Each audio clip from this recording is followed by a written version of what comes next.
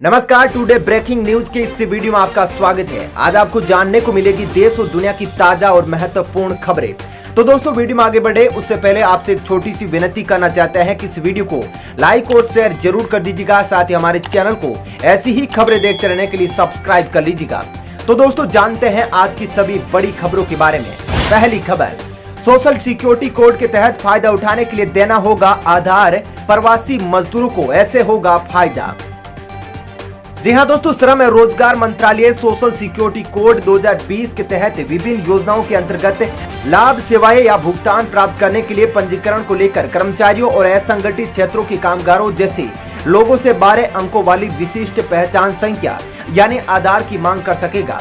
हालांकि मंत्रालय के दायरे में आने वाली विभिन्न सोशल सिक्योरिटी स्कीम्स के तहत सेवाओं की आपूर्ति के लिए आधार को अनिवार्य नहीं बनाया जाएगा, क्योंकि सोशल सिक्योरिटी कोड 2020 को अभी तक पूरी तरह से लागू नहीं किया गया है। कोड के तहत नियमों को अंतिम रूप दे दिया गया है, लेकिन उसे अभी अधिसूचित नहीं किया गया है। वहीं दोस्तों, वीडियो में आगे बढ़े उससे पहले आपके जनरल नॉलेज में वर्दी के लिए आपसे एक प्रश्न पूछना चाहते हैं। आज आपको कमेंट करके बताना है कि भारत का सबसे बड़ा रेलवे स्टेशन कौन सा है। जी हाँ, कमेंट करके आप उसका नाम जरूर बताएगा, ताकि आपको खबरों के साथ साथ जनरल नॉलेज का ज्ञान भी मिलता रहे। अगली खबर, देश में बड़ी साजिश हुई नाकाम, 7 किलो यूरेनियम के साथ 2 लोग गिरफ्तार, बड़ा धमाका करने की फिराक में थे आरोपी। जी हां दोस्तों, महाराष्ट्र एटीएस की टीम ने यूरेनियम रखने के आरोप में 2 लोगों को गिरफ्तार किया है। दोनों आरोपियों के पास से 7 किलो यूरेनियम जब्त किया गया है। एटीएस ने पहले तो यूरेनियम रखने वालों पर शिकंजा कसा, उसके बाद उन लोगों की भी तलाश की जो उसे कथित तौर पर खरीदने की कोशिश कर रही थी। अंतर्राष्ट्रीय बाजार में इसकी कीमत करीब 21 करोड़ रुपए बताई जा रही है। बता दूं कि यूरेनियम एक दुर्लभ तत्व माना जाता है। यह बहुत ज्यादा रेडियो एक्टिव होता है। इसका आमतौर पर उपयोग परमाणु बम बनाने के लिए किया जाता है। चलिए दोस्तों, जान लेते हैं अगली खबर। कोरोना नियम तोड़ने के मामले में मालिक के साथ साथ कुत्ते को भी किया गया गिरफ्तार। जानिए कहां का है यह अनोखा मामला। जी हां दोस्तों, कोरोना के बढ़ते मामलों पर लगाम लगाने के लिए देश भर के अलग अलग इलाकों में कहीं लॉकडाउन तो कहीं कोरोना कर्फ्यू के नाम से पाबंदियों का दौर जारी है। कोरोना प्रोटोकॉल का पालन करवाने के लिए हर जगह पुलिस की मुस्तैदी है। ये सभी नजरें बनाए हुए हैं ताकि कहीं भी कोरोना नियमों का उल्लंघन न हो। मगर इंदौर में कोरोना प्रोटोकॉल तोड़ने और उस पर एक्शन लेने का एक अनोखा मामला सामने आया है। इंदौर पुलिस ने कोरोना नियमों का उल्लंघन करने के मामले में एक कुत्ते के साथ साथ उसके मालिक को भी गिरफ्तार किया है। यह घटना इंदौर के पलासिया इलाके के उस वक्त की है जब शख्स अपने कुत्ते के साथ टहल रहा था। चलिए दोस्तों, अब जान लेते हैं अगली खबर। बढ़ते कोरोना वायरस के बीच इस राज्य सरकार का बड़ा फैसला, उठाया बड़ा कदम। जी हां दोस्तों, राजस्थान में बढ़ते कोरोना केसों को देखते हुए अशोक गहलोत सरकार ने नया कदम उठाया है। सरकार ने घर घर में कोविड ट्रीटमेंट किट पहुंचाने का निर्णय किया है। इस किट में वे दवाइयां होगी जो कोरोना के हल्के लक्षण के समय मरीजों को दी जाती है।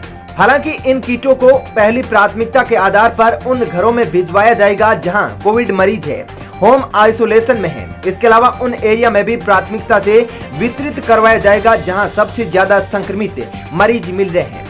चलिए दोस्तों, अब जान लेते हैं अगली खबर। बंगाल की मुख्यमंत्री ममता बनर्जी का बड़ा बयान, अगर केंद्र सरकार से कोई भी मंत्री आया तो इस नियम का करना होगा पालन। जी हां दोस्तों, पश्चिमी बंगाल में चुनाव परिणाम के बाद हुई हिंसा को लेकर सीएम ममता बनर्जी ने बीजेपी सरकार पर जमकर निशाना साधा है।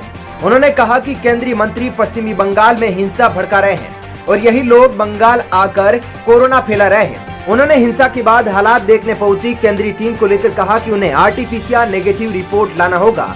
नियम सभी के लिए एक जैसा है। सीएम ममता ने कहा कि कोरोना के बढ़ते प्रकोप के बीच जो टीमें यहां आई, चाय पीकर गई। अब अगर मंत्री यहां स्पेशल फ्लाइट से आते भी हैं तो उन्हें आरटीपीसीआर नेगेटिव रिपोर्ट लाना अनिवार्य होगा। चलिए दोस्तों, अब जान लेते हैं अगली खबर। बुरी खबर, छत्तीसगढ़ के अंदर होम्योपैथी दवा खाने से 30 लोगों की हुई मौत। जी हां दोस्तों, छत्तीसगढ़ के बिलासपुर में एक होम्योपैथिक दवाई खाने से एक ही परिवार के 8 लोगों की मौत हो गई। वहीं दवा के सेवन से इसी परिवार के 4 और लोगों की हालत गंभीर बताई जा रही है। बिलासपुर के चीफ मेडिकल ऑफिसर ने इस बाबत बताया कि इन सभी लोगों ने होम्योपैथिक दवाई ली थी, जिसके बाद 8 लोगों की मौत हो गई है और 4 लोगों को अस्पताल में भर्ती करवाया गया है। जिस दवा का सेवन किया गया उसका नाम ड्रोसेरा 30 बताया जा रहा है। चलिए दोस्तों, अब जानते हैं अगली खबर। ममता बनर्जी का ऐलान, बंगाल में चुनाव के बाद हुई हिंसा में मारे गए लोगों को मिलेगा 2 लाख रुपए का मुआवजा। जी हां दोस्तों, ममता बनर्जी का ऐलान, बंगाल में चुनाव के बाद हुई हिंसा में मारे गए लोगों को 2 लाख रुपए का मुआवजा दिया जाएगा। वहीं पर विदेश राज्य मंत्री वी मुरलीधरन के बंगाल में जाने के बाद उन पर हमला किया गया है, जिसमें टीएमसी के गुंडों को जिम्मेदार ठहराया गया है। उन्होंने कहा कि टीएमसी के गुंडों ने मुझ पर हमला किया, कार की खिड़कियां भी तोड़ दी। साथ ही केंद्रीय मंत्री प्रकाश जावड़ेकर ने केंद्रीय विदेश राज्य मंत्री वी मुरलीधरन की कार पर हमले की निंदा की है। उन्होंने कहा कि केंद्रीय मंत्री पर हमले ने लोकतंत्र को शर्मसार कर दिया है। चलिए दोस्तों, जान लेते हैं अगली खबर। ऑक्सीजन सप्लाई पर सुप्रीम कोर्ट हुआ सख्त।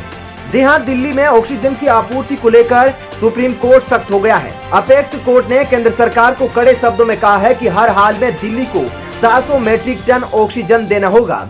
इससे पहले केंद्र ने सुप्रीम कोर्ट से कहा था कि अगर दिल्ली को इतनी ऑक्सीजन की सप्लाई की गई तो अन्य राज्यों में ऑक्सीजन की सप्लाई पर कटौती करनी होगी। चलिए दोस्तों, जानते हैं अगली खबर। राहुल गांधी ने किया केंद्र पर बड़ा कटाक्ष। जी हां, चुनाव के नतीजे आने के बाद फिर से पेट्रोल डीजल के बढ़ते दामों को लेकर राहुल गांधी ने केंद्र सरकार पर कटाक्ष किया है। राहुल ने ट्वीट कर कहा कि चुनाव खत्म, फिर से लूट शुरू हो गई है। आपको बता दूं कि पेट्रोल डीजल के भाव लगातार तीसरे दिन भी बढ़े हैं, जिसमें पेट्रोल और डीजल के भाव में 25 से 30 पैसे की वृद्धि की गई है। चलिए दोस्तों, जानते हैं अगली खबर। आसाराम की तबीयत बिगड़ी, कोविड अस्पताल में किए गए भर्ती। जी हां, राजस्थान के जोधपुर सेंट्रल जेल में बंद आसाराम की तबीयत बिगड़ गई है। उनकी कोरोना रिपोर्ट भी पॉजिटिव आई है। कोरोना के लक्षण दिखाई देने के बाद उनकी कोविड जांच कराई गई, जिसमें वो संक्रमित पाए गए हैं। स्वास्थ्य में गिरावट आने के बाद उन्हें MGH कोविड सेंटर में भर्ती कराया गया है। चलिए दोस्तों, जानते हैं अगली खबर। भारत में आ सकती है कोरोना की तीसरी लहर, लोगों को सावधान रहने की दी गई सलाह। जी हां दोस्तों, भारत में कोरोना की दूसरी लहर ने तबाही मचा दी है। हर दिनों संक्रमितों की संख्या में इजाफा हो रहा है। इस बीच एम्स के डायरेक्टर डॉक्टर रणदीप गुलेरिया ने चेतावनी दी है कि अगर देश में सख्त लॉकडाउन नहीं लगाया गया तो भारत में कोरोना की तीसरी लहर आ सकती है। चलिए दोस्तों, जान लेते हैं अगली खबर। बिहार में बढ़ रहा है कोरोना का रफ्तार, जानिए आज कितने मामले आए सामने। जी हां दोस्तों, बिहार में कोरोना संक्रमण की रफ्तार बढ़ती जा रही है। बीते दिन राज्य में कोरोना के 14,836 नए मामले सामने आए हैं। वहीं इस महामारी से 61 लोगों की जान चली गई है। इसी के साथ राज्य में एक्टिव मरीजों की संख्या बढ़कर 1,13,479 हो गई है।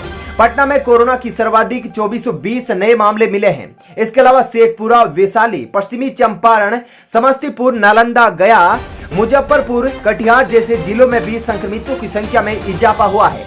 चलिए दोस्तों, जानते हैं अगली खबर। झारखंड में 45 साल के ऊपर के पत्रकारों को लगेगा टिक्का। जी हां दोस्तों, झारखंड की हेमंत सरकार राज्य के पत्रकारों को प्राथमिकता के तौर पर कोरोना वैक्सीन अभियान से जोड़ने पर जोर दिया है। साथ ही सीएम सोरेन ने इसको लेकर स्वास्थ्य विभाग के अपर मुख्य सचिव को कई निर्देश भी दिए हैं। इस संबंध में राष्ट्रीय स्वास्थ्य मिशन झारखंड ने राज्य के सभी डीसी को पत्र लिखकर झारखंड में 45 वर्ष से अधिक आयु वर्ग के पत्रकारों को प्राथमिकता के आधार पर टीकाकरण लगाने की बात कही है। चलिए दोस्तों, फिलहाल इस वीडियो में इतना ही। ऐसी ही खबरें देखते रहने के लिए जुड़े रहिए हमारे साथ ही अगर आप भी हमारी मेहनत को सपोर्ट करना चाहते हैं तो इस वीडियो को एक लाइक और शेयर जरूर कर दीजिएगा। साथ ही हमारे चैनल को भी सब्सक्राइब जरूर कर लीजिएगा। धन्यवाद।